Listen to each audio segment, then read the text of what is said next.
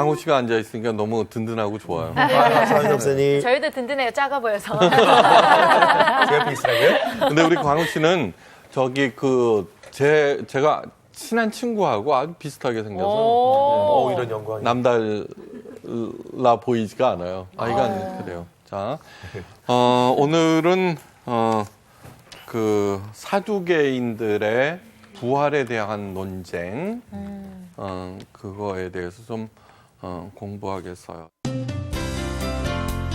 오늘 수업 누가복음 73강 부활의 자녀로서 20장 27절에서 40절까지 네. 이게 좀 길지만 있잖아요. 풀 스토리예요. 네. 그래서는 이제 한번 아가부터 읽어보세요. 부활이 없다고 주장하는 사두개인 중 어떤 이들이 와서 물어 이르되 선생님이여 모세가 우리에게 써주기를 만일 어떤 사람의 형이 아내를 두고 자식이 없이 죽으면 그 동생이 그 아내를 취하여 형을 위하여 상속자를 세울지니라 하였나이다. 그런데 7형제가 있었는데 마지가 아내를 취하였다가 자식이 없이 죽고 그 둘째와 셋째가 그를 취하고 7이 다 그와 같이 자식이 없이 죽고 그 후에 여자도 죽었나이다. 7이 다 그를 아내로 취하였으니 부활 때에 그 중에 누구의 아내가 되리이까? 예수께서 이르시되 이 세상의 자녀들은 장가도 가고 시집도 가되 저 세상과 및 죽은 자 가운데서 부활함을 얻기에 합당히 여김을 받은 자들은 장가 가고 시집 가는 일이 없으며 그들은 다시 죽을 수도 없나니 이는 천사와 동등이요 부활의 자녀로서 하나님의 자녀임이라. 죽은 자가 살아난다는 것은 모세도 가시나무 떨기에 관한 글에서 주를 아브라함의 하나님이요 이삭의 하나님이요 야곱의 하나님이시라 칭하였나니 하나님은 죽은 자의 하나님이 아니요 살아있는 자의 하나님이시라. 하나님에게는 모든 사람이 살았느니라 하시니 서기관 중 어떤 이들이 말하되 선생님 잘 말씀하셨나이다 하니 그들은 아무것도 감히 더 물을 수 없음이더라. 네, 됐어요. 사두개 그 당시에 예수님 당시에 바리새인은 알아요, 그죠? 네. 바리새인들은 평민 출신이에요. 네. 네, 평민 출신이에요. 그래서 그 당시 유대교에서 가장 중심 핵심 인물들이 바리새인들이에요. 그 숫자는 불과 6천 명이에요. 네, 그러니까 어떻든 종교 엘리트들이에요. 평민 출신의. 네. 그 다음에 에세네파라고 있어요. 에세네파. 에세네파들은 저쪽 사막 이런 데 들어가서 경건 생활을 했던 사람들이에요. 세례 요한 있죠. 세례 요한 학자들은 세례 요한이 에세네파의 출신일 거다. 그런 추정을 해요. 그러니까 짐작이 가죠, 그죠? 네. 그 세례 요한은 약대터로 있고, 그죠? 그 들풀 뭐 이렇게 먹으면서 살았던 그 아주 엄격한 그리고 그다음에 이제 사두개인들이 있어요. 이 사두개인들은 귀족들이에요. 귀족. 이 거슬러 올라가면 어디 가면 그 사두개인들의 조상은 누구냐 그러면 사독이라는 대제사장이에요. 사독. 네. 사두개 사독. 네. 그러면 어떻게 되느냐 그러면 사독이 언제 있었냐 그러면 저 솔로몬 시대. 네, 솔로몬 시대 대제사장. 왜 이스라엘 백성들이 다윗과 솔로몬 시대를 그리워하느냐 그러면은 지도를 한번 이 지도 그전에는 참 많이 그렸었어요. 이게 나일강, 이 지중해.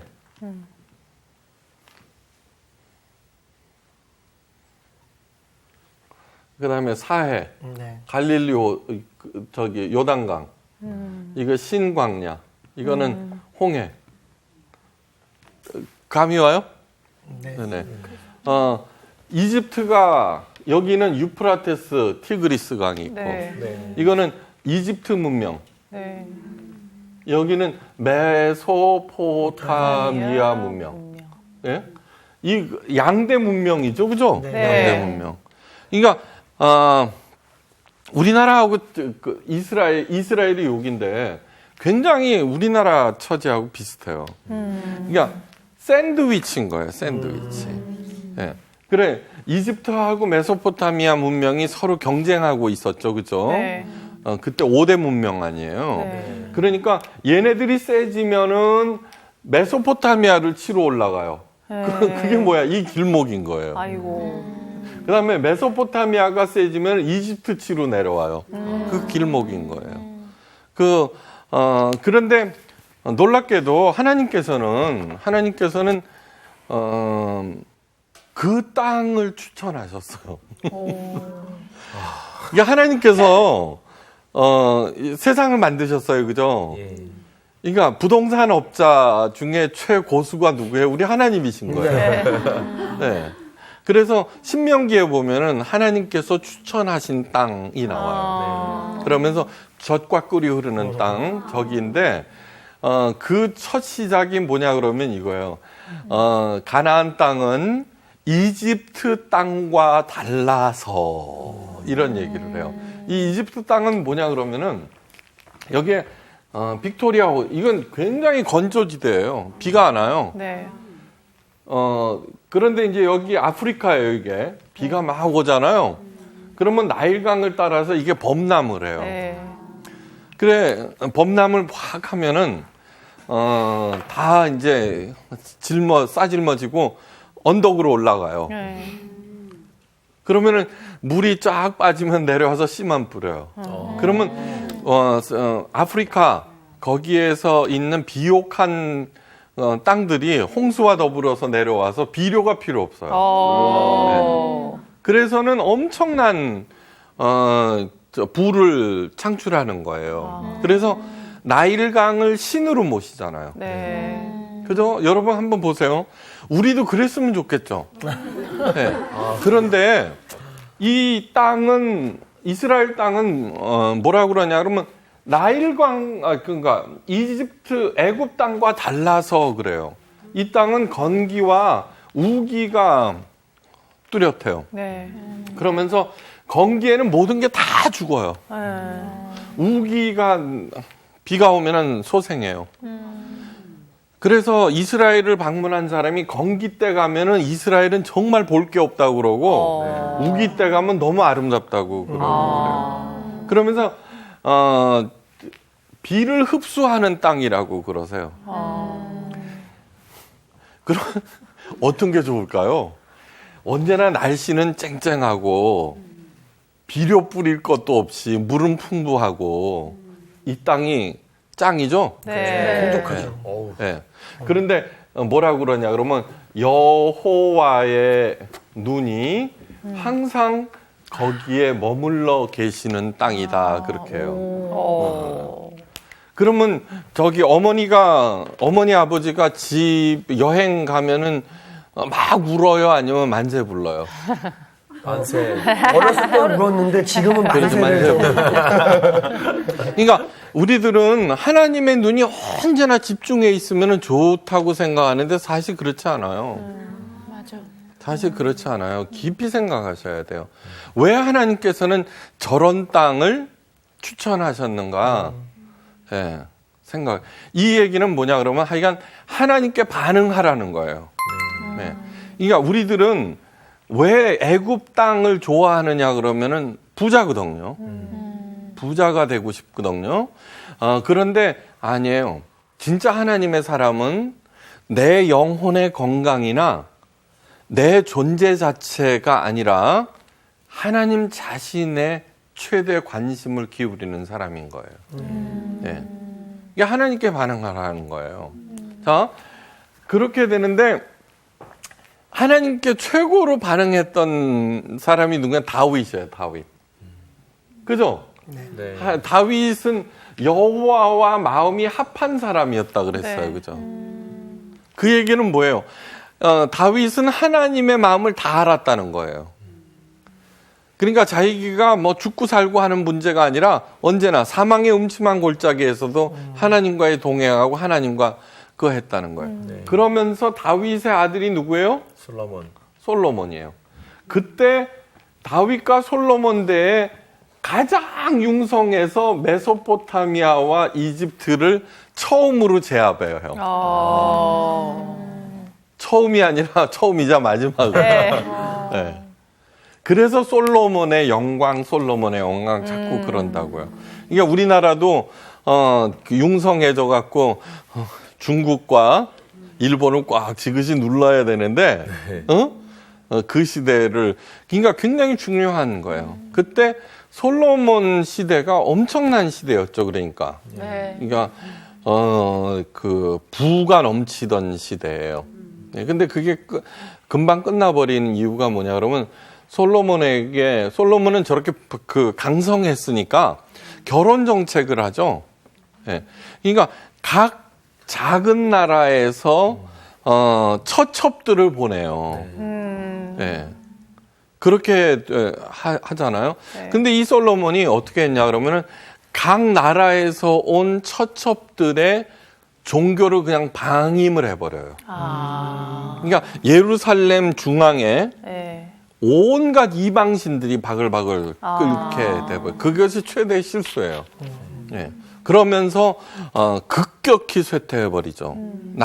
솔로몬 이후에 여로보암과 하여간 그래서 남북으로 갈려 버려요. 여로보암과 르호보암. 근데 어떻든 이 솔로몬 시대의 대제사장 사독이 사두개파의 조상이에요. 그러니까 여러분 한번 보세요. 그 당시 종교 국가인데 대제사장이니까 얼마나 막강했겠어요. 왕도 대제사장 앞에서는 고개를 숙이는 판인데. 예? 그러니까 돈이 많았죠. 그러니까 그 후손들을 교육을 잘 시킨 거죠. 그러니까 열심히 배웠으니까 어떻게 돼요?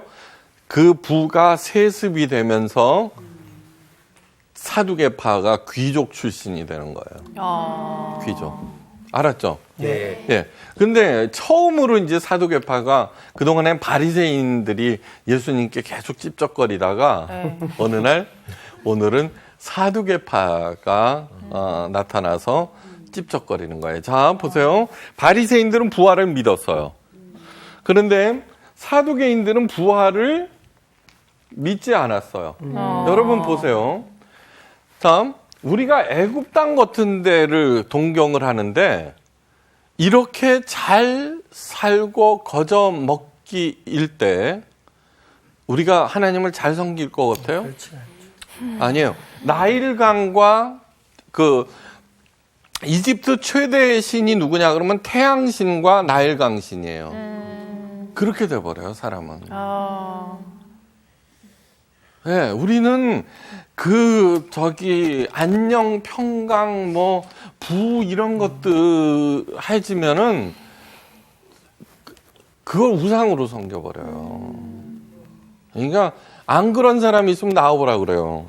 그래서 제가 진짜로 훌륭하게 생각하는 사람들은 자기네 집이 부자인데도 건실하게 사는 사람들을 겸손하게 사는 사람들이 훌륭한 사람들이에요. 자, 그러니까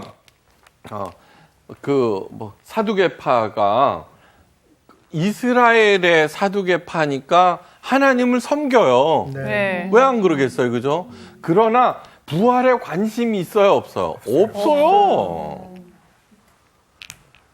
부활을 왜 관심을 둬요? 지금 여기서 힘들지만 죽어서라도 한번 잘 살아보자.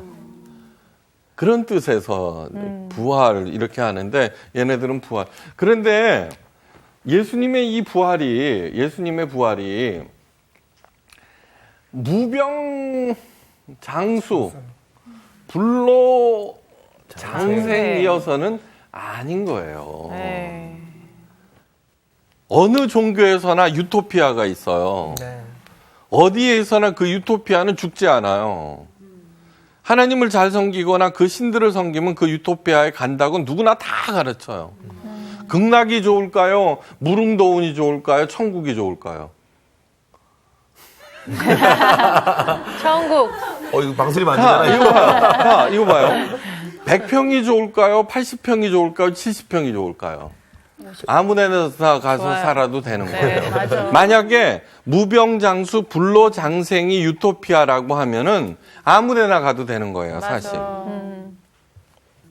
그게 아니다라고 하는 게 지금 저기 성서학당의 본질인 거예요. 네. 자, 그러면 이제 사두개인들이 왜 부활에 대해서 관심 없는지는 설명이 됐어요. 네. 자, 그런데 이제 지금 시비를 거는 거예요.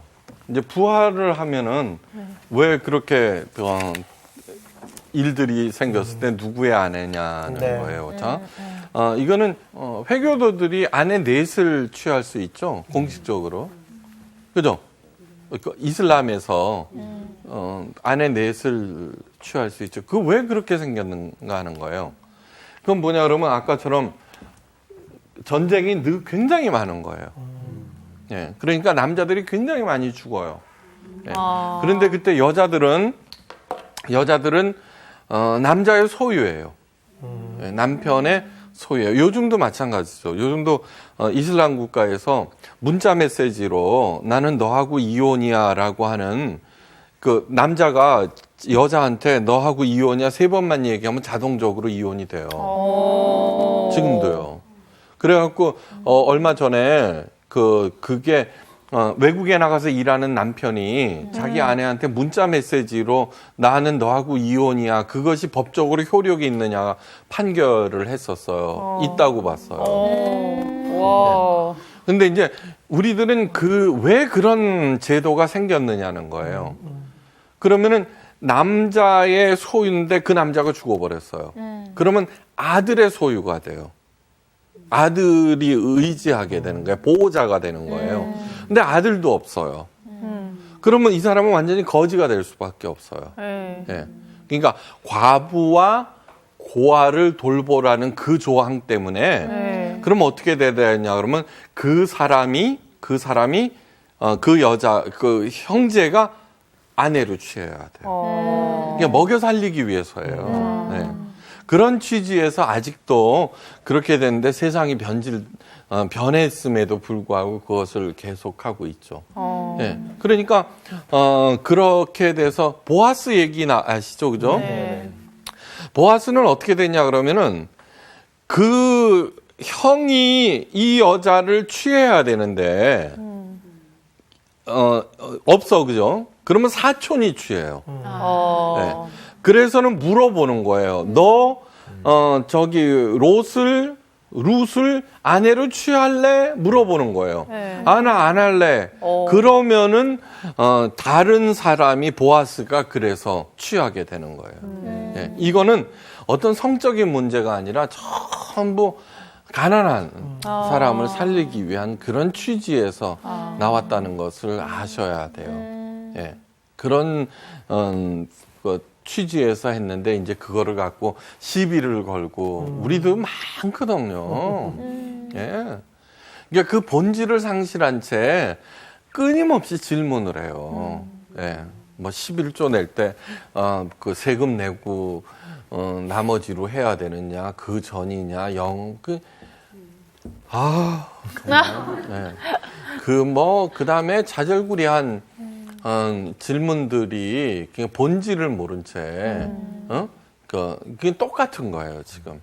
그럴 때 예수님께서 하시는 설명은 굉장히 중요한 이유가 뭐냐 그러면은 그 모든 것들을 아우르는 핵심을 찔러주는 거예요.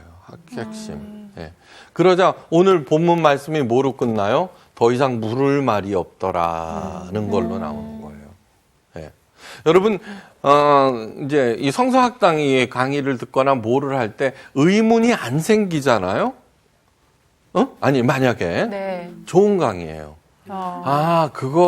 그걸로 충분히 납득이 됐어라는 뜻이에요. 예. 그러니까 예수님께서 이제 그렇게 하시는 거예요. 네. 그러니까 예수님께서는 모든 문제의 해답이세요. 네. 네. 이건 모든 문제의 해답이세요. 그런데 예수님께서 모든 문제의 해답이 되기 위한 조건이 있어요. 예. 그건 뭐냐 그러면은 예수님을 닮아가야 돼요. 예수님을 따라가야 돼요. 네. 예. 이 믿음이라고 하는 것이 뭐냐 그러면 피스티스라고 그러는데 믿음. 믿음은 두 가지 뜻이에요. 첫째는 뭐냐 그러면 동의하다예요. 네. 동의하다. 두 번째 줄기차다. 피스티스 뭐야? 피스톤. 자동차 피스톤 있죠? 네. 끝도 없죠. 움직이잖아요. 네네. 그것처럼 그러니까 예수님의 믿음이 뭐 전도봉사 헌금 열심히 하고 교회생활 열심히 하고 그게 아니에요. 예수님의 말씀에 내가 동의하는 거예요. 하나님의 말씀에 내가 동의를 하는 거예요. 네. 그리고 그 동의한 것을 끊임없이 살아내는 것이 믿음이에요. 네. 그러니까 이 오늘날 이 사두개인의 이 질문들이 교훈을 주는 것은 뭐냐 그러면은 우리들이 그렇다는 거예요. 네. 교회는 다녀요. 근데 부활 그냥 그냥 무병장수, 불로장생. 이 이집트도 부활의 신이 있어요. 부활의 신이 누군지 알아요? 개구리. 헥트라고 해서 부활의 신으로 섬겨요. 왜 개구리냐 그러면 겨울이 되면 다 죽었는데 다시 봄 되면 나는데 엄청나게 알을 낳잖아요. 네. 예. 그래서는 10가지 재앙 중에 개구리 재앙이 있죠. 네. 그러니까 모세를 통한 그 재앙들은 전부 다 이집트가 신으로 섬기는 거를 예. 너희들이 그 개구리를 신으로 섬기지. 그런데 그게 재앙이야 알고 보면은 그것을 얘기를 하는 거예요. 그러니까 아주 정확하게 얘기하면 예수님을 개구리로 만들지 마세요. 예수님의 부활을 무병장수와 불로장생으로 생각하고서 믿는 것은 개구리신 헥트로 생각하고 믿는 거예요. 그러니까 예배는 뭐냐 하면은 예배는 가서 졸고 앉아 있어도 참석했으니까 복 받는 게 아니에요. 예배는 히브리어로 제사를 코르반이라고 그래요. 이 코르반이라고 하는 게 뭐냐 그러면은 구약의 제사, 하나님과 가까워지다 친밀해지다예요. 그러므로 생각 없이 이봐 굿판에 다 가죠. 얼마 전에 추석이었죠. 왜 그렇게 기쓰고 내려가는 줄 알아요? 조상신을 모시러 가는 거예요, 그게. 조상신을 안 모셨다, 제사를 안 모셨다가는 뭐라 그래? 후레자식이라 그러죠. 네. 그래서는 기쓰고 가는 거야. 그 풍어제에 참석을 하지 아니하면은 그 수확량이 줄어들 거라고 생각하잖아요. 그러니까 우리 기독교의 예배에 참석하지 아니하면 하나님의 진노를 산다는 생각으로 졸려도 오는 게 아니에요. 그러므로 목사는 어떻게 해서든지 교인들에게 하나님과 가까워지도록 친밀해지도록 거기에 총력을 기울여야 돼요. 네. 그 가까워지게 하는 뜻이 뭐예요? 하나님의 마음을 읽어주는 거예요. 그런데 요즘 예배가 뭐냐 그러면은 전도했느냐 봉사했느냐 어떤 분이 그러더라고요. 우리 담임 목사님은 귀신같이 무슨 구절을 대도 전도에 연결시켜요. 네. 우리 목사님은 어떤 구절을 대도 헌금에 연결시켜요. 그게 뭐냐 그러면 정성이 부족하구나를 얘기하는 거예요. 전도하고 헌금해야지 복받지라는 얘기를 하는 거예요. 그거는 기독교 설교가 아니에요. 하나님의 마음을 자꾸 읽어주는 거예요. 지난 시간에도 예수님께서 그 정치에 대해서 어떻게 대응하셨는지 그분의 마음을 읽어드리자 우리가 밝아지잖아요. 그죠? 환해지잖아요. 네. 그런 생각이 없이 담임 목사님이 여당 편이야 그러면 무조건 따라야 되고 그 다음에 한 구절만 해서 모든 권위를 인정하래서 그래서는 뭐 정부 아무리 독재 정권을 하더라도 그걸 해야 돼. 그 반대하고 있는 그 사람들은 모두 나쁜 놈들이야. 이런 식이 돼버린다고요. 네. 그러니까 기독교인들이 욕을 먹는 거죠. 그러니까 깨어 있어야 돼요. 깨어. 예수님을 따라가야 되는 거예요. 믿음이라고 하는 것은 동의하다. 예수님의 가르침에. 오른뺨을 대면 왼뺨을 대라 그랬는데 그런 게 어디 있어? 우리가 오른뺨을 맞고 왼뺨을 대기가 어려워요. 네. 그렇지만 예수님의 명령이고 이 성서학당은 뭐냐 그러면 왜 그렇게 말씀하셨는가로 설명을 드리잖아요. 분노의 자기를 함몰시키지 말라는 거. 오늘도 말씀이 뭐예요? 산자의 하나님이라고 그러거든요. 네. 산자의 하나님이라는 뜻은 무슨 뜻이냐 하면은 오늘도 하나님께서 살아계신다라고 하는 뜻도 있지만 두 번째 중요한 뜻은 그분은 살리고 생명의 하나님이라는 뜻인 거예요. 그러니까 예수님께서 오셔갖고 하신 말씀이 뭐야? 내가 온 이유는 양으로 하여금 생명을 얻고 그 생명이 더욱 풍성케 하기 위해서 오셨다고 그랬거든요. 그런데 그 뜻을 모르고 교회가 있죠. 교회처럼 이렇게 다 다르게 만들어 놨는데 하나님께서 네. 다 획일화 시키잖아요. 그러니까 교회가 세상을 지배했던 중세를 암흑기라고 그러는 거예요. 진짜 하나님은 진짜 복음은 뭐냐 그러면은 하나님께서 왜 이렇게 다르게 다 만들어 놓으셨는가? 그 특성을 살려서 나만이 드릴 수 있는 영광을 창출해서 하나님께 드리라는 거예요. 네. 그거를 모르는 거예요. 기도도 중언부언하지 말라고 그래서 그 늘 말씀드리는 얘기예요. 노동과 기도는 동의어라고 그랬어요. 히브리어로. 예. 앉아갖고 막 5시간씩 기도해야 되는 것이 아니라 내가 가는데 기도하는 마음으로 살아가라는 그런 뜻이에요. 네. 예. 그게 진짜 신앙인 거예요. 그러니까 내가 주일날 이런 게 있어요. 우리 굉장히 이번 추석 다음 주에 갔더니 그냥 어떤 권사님이 얼굴이 환해지셨어. 그래서 추석도 잘 지내셨나 보죠. 그랬더니 아니에요, 목사님 이런 거예요. 제가 추석날 아니었어요. 이번에 주일날이. 저는 그렇게 얘기를 안 해요. 그전에는요. 한 번도 추석 때 친정에를 가보지를 못했대요. 예배에 목숨을 걸라 그래서. 그래서 만약에 가다가 주일날 빠지면은 사고 난다고 자꾸 얘기를 해갖고 해꾸지 당한다고. 하나님이 그 해꾸지예요? 아유. 그래서 저는 정말 진리가 너희를 자유케 하리라 그랬으니까 그 예배의 본질을 얘기하잖아요. 지금 부활의 본질을 얘기하잖아요. 부활이라고 하는 것은 생명의 하나님께서 육신의 죽음 너머에도 살리신다는 것을 얘기하고 있는 거예요. 네. 그랬더니 기쁜 마음으로 고향에 갔다 온 거야. 그런데 추석 당일날 그동안에 23년 동안 가지를 못했대요. 추석 예배 참석해야 된다고 그래갖고. 그리고 기쁘게 다녀왔어요. 네.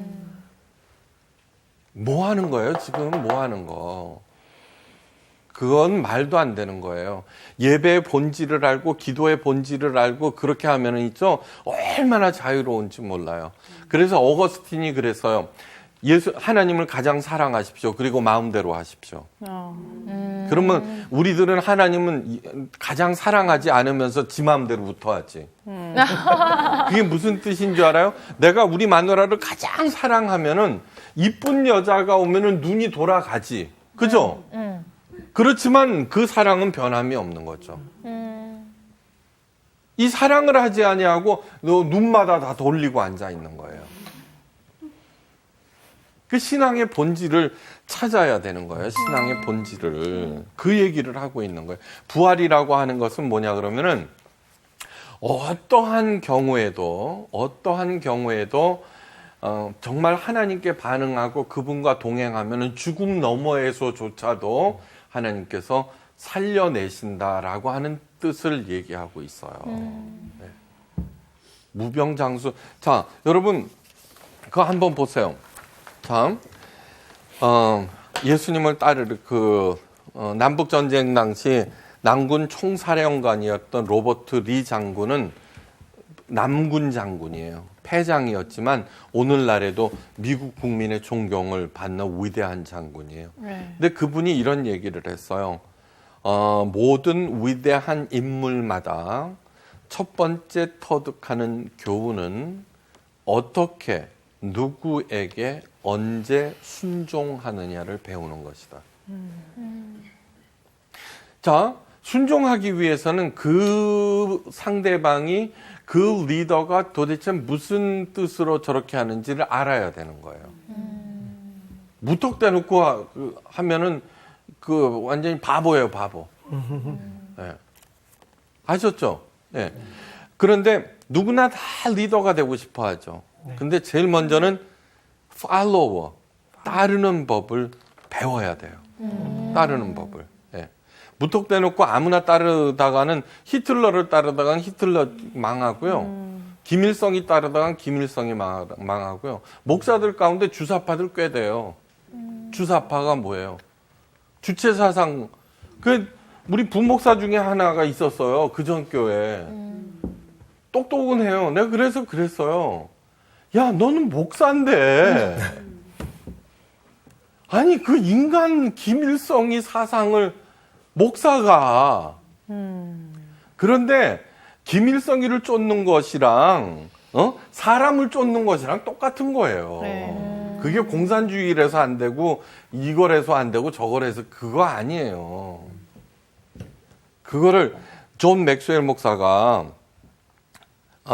리더십 전문가예요. 이제 그분이 각계각층에 잘 나가는 리더 1000여 명을 선택해서 조사를 해봤어요. 그랬더니 자기 시간의 75%를 자신의 장점을 극대화시키는 데 투자를 했어요.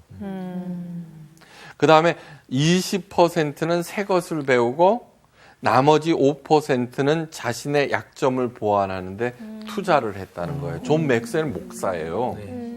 이 얘기는 뭐냐 그러면은 신앙의 목적이 성장에 있다는 거예요. 성장. 거룩한 성장, 자라나야 한다는 거예요. 네. 그거를 배워야 된다는 거예요. 그러니까 오늘도 부활이라고 하는 게 여러 가지 차원에서 얘기할 수 있지만 여기에서 특별히 무슨 얘기를 하느냐 그러면은 자기의 장점을 개발하는데 75%를 쓴다는 그런 거예요. 자, 이거는 굉장히 중요한 얘기예요. 상담 심리학자 김인수 씨가 해결 중심 모델이라는 문제 해결 방안을 창안했어요. 해결 중심 모델이라고 하는 것은 뭐냐 그러면 어떤 문제가 생겼단 말이에요. 문제가 생기면은 그 잘못된 문제를 개선하는 데 사람들이 총력을 기울여요. 그죠? 네. 네. 그런데 이 해결 중심 모델이라고 하는 것은 어떤 거냐 그러면 부정적인 면, 문제점은 그냥 내버려 두고 긍정적인 면을 확대해 나가는 거예요. 이것이 생명의 일이라는 거예요. 우리 지난 시간에 이어서 정치 비판은 하되 이렇게 나가는 것이 바로 생명의 일을 하라는 그런 뜻이에요. 예를 들어 보면은요. 영국 자동차 수리 서비스 센터인 BP 프로케어라고 있는데 소비자 만족도를 조사해 보니까 79%야. 예. 그러니까 불만족이 21%. 왜 불만족했는가를 조사를 했어. 나올 거 아니에요. 네. 그래갖고 그걸 개선하는 방안을 갖다가 회사원들 모아놓고 얘기를 했더니 서로 그거는 네가 잘못한 거야. 그러고서는 해서 더 엉망진창이 되더라는 거예요. 책임 전가하고 그래서는 어떻게 했냐 그러면 아니다. 서비스에 만족한 79%를 연구를 해서 그걸 갖다가 더 확산시켜 나가자 좋아진 거예요. 네. 그러니까 이 얘기는 무슨 뜻이냐 그러면은 부활하고도 아주 연관돼 있고 우리 신앙하고도 연관돼 있는 거예요. 예배라고 하는 것이 하나님을 가까이 하고 알아간다고 그랬죠. 누가 그러시더라고. 교회 설교가 야단 맞으러 온 것 같다는 거야. 그러니까 숙제 점검하는 게 돼버린 거예요. 그래서는 안 된다는 거예요. 그래서 하나님에 대해서 더 알려줌으로써 그 하나님의 거울에 자기를 이렇게 비춰보고서는 잘하는 거를 계속해서 확대해 나가는 것. 네. 자, C.S. 루이스가 우리의 얼굴을 찾을 때까지라는 그 소설을 썼어요. 이게 늘리고 땡기고 견적내고 그게 우리 얼굴을 찾는 것이 아니라 우리는 하나님의 형상을 가졌다 그랬죠. 그죠? 하나님의 형상인데 하나님의 형상은 곧 그리스도의 형상인 거예요. 이게 하나님은 영이시니까 어떻게 생겼는지 몰라요. 근데 예수님은 성경에 나와 있어요. 이게 많은 사람들이 예수님이 어떻게 생겼느냐에 관심을 두지만 예수님에 대해서 한마디도 어떻게 생겼는지 안 기록되어 있지 않아요. 그것이 얼마나 중요한 건지 몰라요. 이 성경의 저자들이 그 하나님의 뜻, 성령의 뜻을 알았다는 뜻이에요. 알았다는 뜻이에요. 이게 예수님의 모습에 대해서 기록한 복음서들이 있어요. 그런데 그런 건 전부 다 위경이 되었어요. 사이비 위자 위경. 네.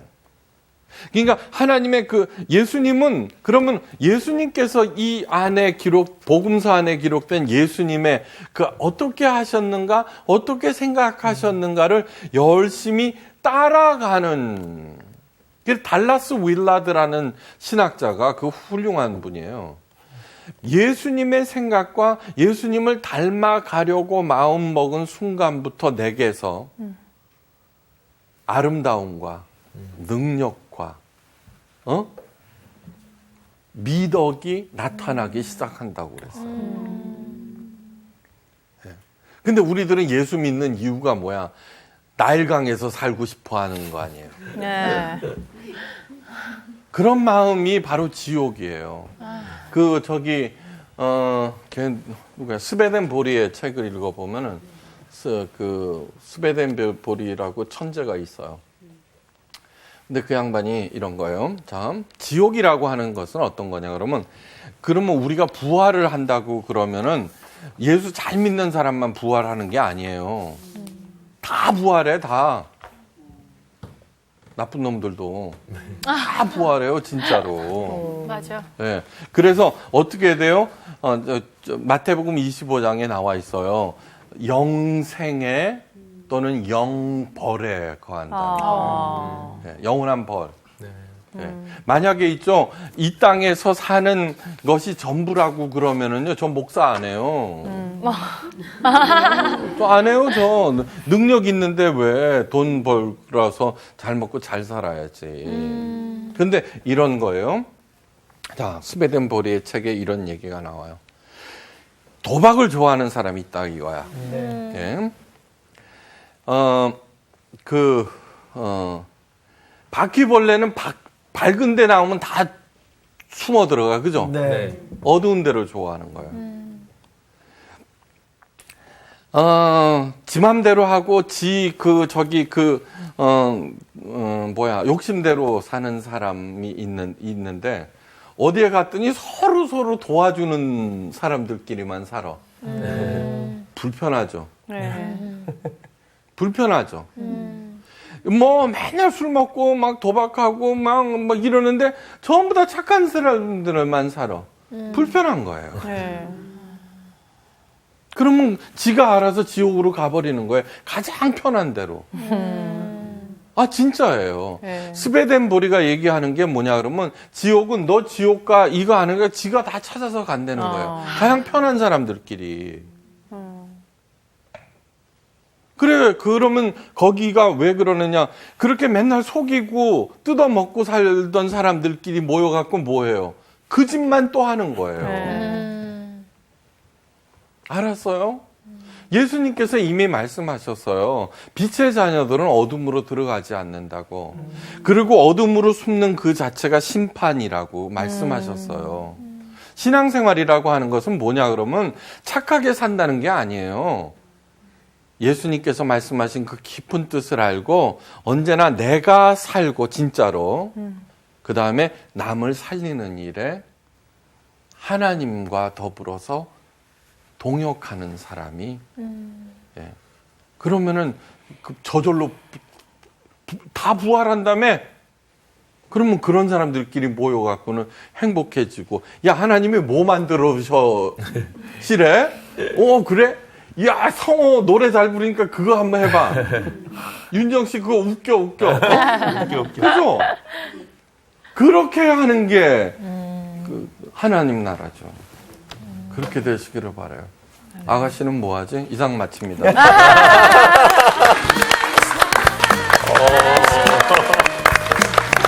뭐하지? 노래하지.